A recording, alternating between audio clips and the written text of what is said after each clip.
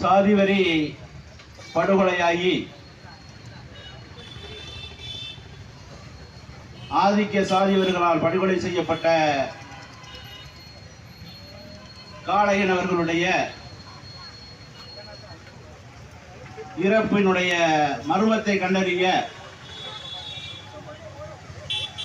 இங்கே ஏற்கனவே இருக்கக்கூடிய புலனாய்வு அமைப்புகள் சாதிய வன்மத்தோடு செயல்படுவதை கண்டித்து நடைபெறுகிற இந்த கண்டன ஆர்ப்பாட்டத்திலே பங்கெடுத்து தங்களுடைய கண்டன பதிவுரைகளை உரையாற்றியிருக்கக்கூடிய அத்தனை தோழர்களுக்கும் முதலிலே தியாகி இமானுவேல் பேரவை சார்பாக பணிவார்ந்த வணக்கத்தினை நான் தெரிவித்துக் கொள்கிறேன்.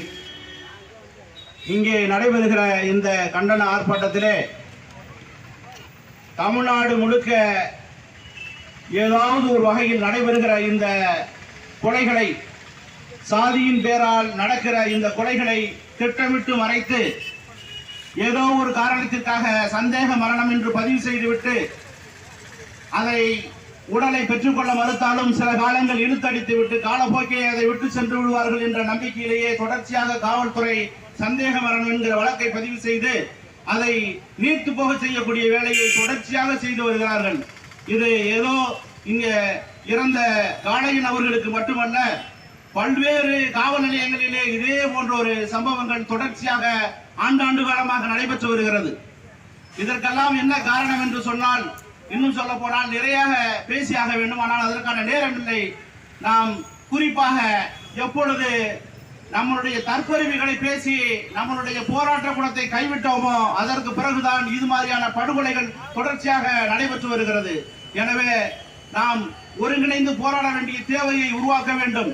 அதே போன்று கடந்த காலங்களிலே இன்னும் சொல்ல போனால் 1957 மாவீரன் இமானுவேல் சேகரன் படுகொலை செய்யப்பட்ட காலத்தில் இருந்து இன்றைக்கு வரைக்கும் நம்மளுடைய போராட்டங்கள் எல்லாமே எந்த விதமான சாதிய பின்புலமும் இல்லாமல், அரசியல் சக்தியினுடைய ஆதரவும் இல்லாமல், அதிகாரிகளுடைய துணை இல்லாமல் தனித்த போராட்ட குணத்தின் வாயிலாகவே தான் நாம் வெற்றி பெற்று வந்திருக்கிறோம்.